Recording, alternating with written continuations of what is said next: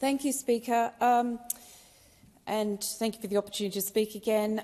While I really am grateful for the steps in greater transparency around the merits-based appointment process, the advertising and the fact that new commissioners will need to do the training, I think that there's something we're missing the point on, and that is the fact that an independent Parliamentary Standards Commission must be independent. An absolute key part of that is that they must be independently appointed.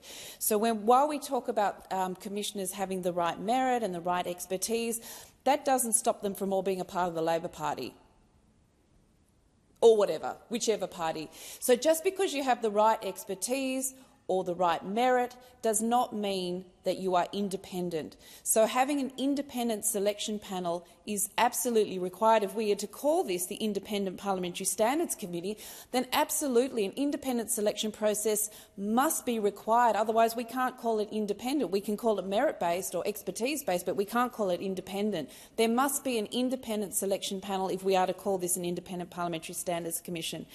I'd also just like to talk about this being modelled on other appointments processes.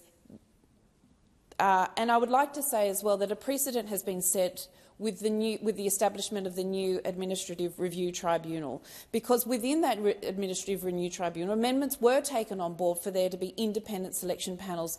Prior to negotiations by the crossbench, an independent selection panel was not going to be mandated or legislated. It is now mandated and legislated, and I think that we should use that appointments process to the Administrative Review Tribunal as the precedent on what is gold standard on an independent body. We know that if we are going to call this independent, then absolutely the core and fundamental part of having an independent body is for them to be independently appointed.